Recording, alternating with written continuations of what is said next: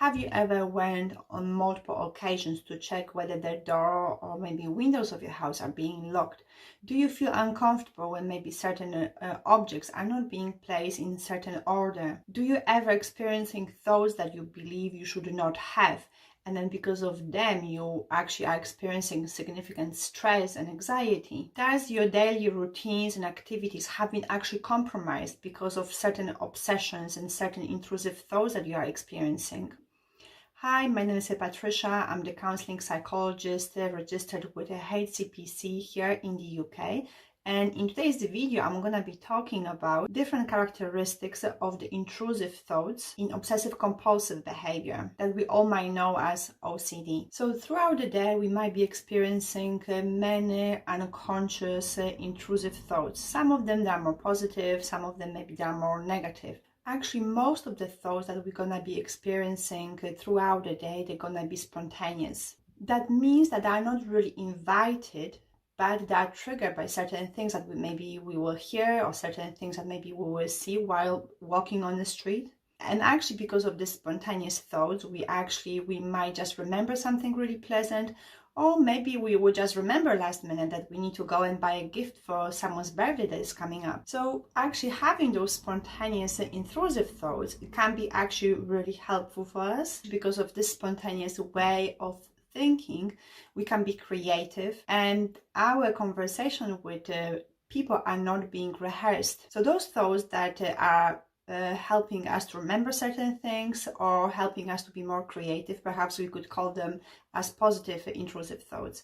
But then on the other hand, we're going to have also negative intrusive thoughts, and they're going to be those thoughts that actually are causing a lot of distress to people who suffer from OCD. And again, they're going to be very spontaneous, they're not going to be invited, they're not going to be really conscious. And the reason perhaps why those negative intrusive thoughts, they're going to be causing a lot of distress for people who suffer from OCD is because they perhaps attach certain emotions to those thoughts.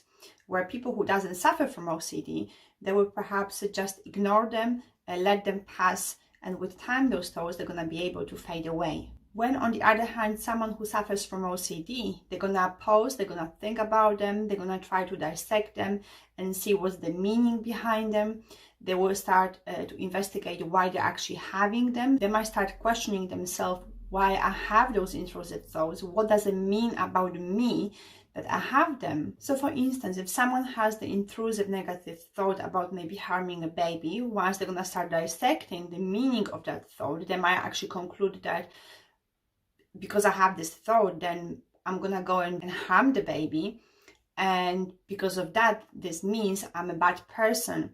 And because of that, very often people who actually have those kind of intrusive thoughts, they might avoid altogether actually being around children. We can only imagine how problematic is that when actually someone have their own children. And one way of checking whether these thoughts are actually true, whether these thoughts actually mean that you are a bad person, and whether you're actually gonna go and harm the baby, is to actually see what emotions are being evoked in you when you're experiencing this negative thought. So for instance, if you actually have the thought about harming the baby, and then that thought is actually causing you a lot of stress, a lot of anxiety, maybe a lot of guilt, that means perhaps that this thought is against your morals, against your values.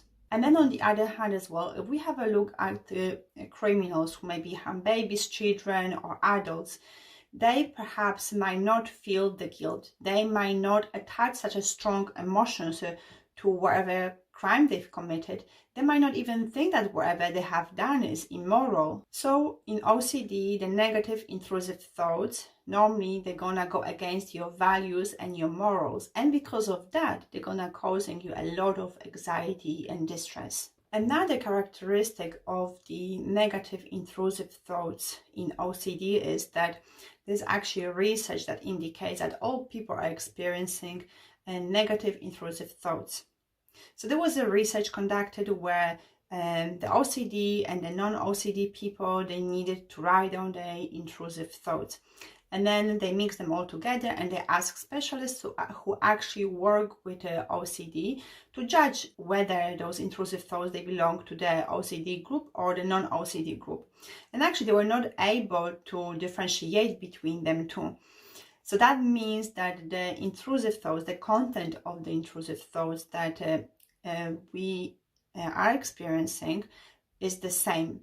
What's different is that people who suffer from OCD, they give more meaning, they give more attention to those intrusive thoughts, and then because of that they become more permanent, and then because of that they're causing them a lot of distress.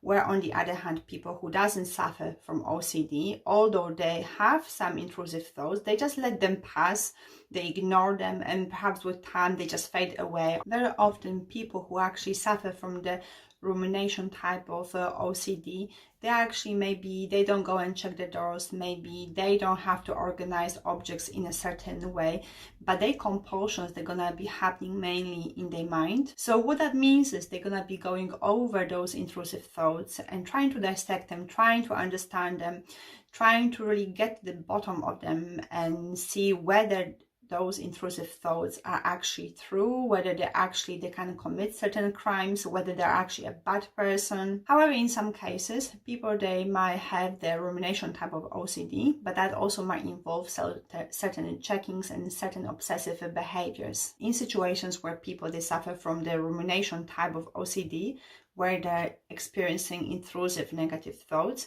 they will try to cancel this thought with maybe a positive thought. So they will force themselves to think about something positive, or sometimes they might actually force themselves to do something positive, or maybe sometimes even it might not be positive, but maybe it will be enough for them to maybe touch a table or maybe touch certain object that they will have certain meaning for them in order again to cancel that negative thought. Some people who suffer from OCD, they ask for the reassurance from the family members.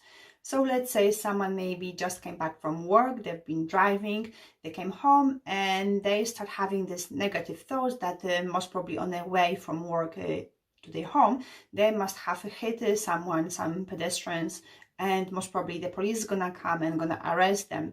And in those cases, they might actually start calling police and asking whether there was accident on that way that they were traveling. And in some cases, people, they might actually involve the family and ask them for the reassurance. If you found this video any helpful, any useful, then please like it, subscribe, and I'm gonna see you in the next one then. Thank you. Bye.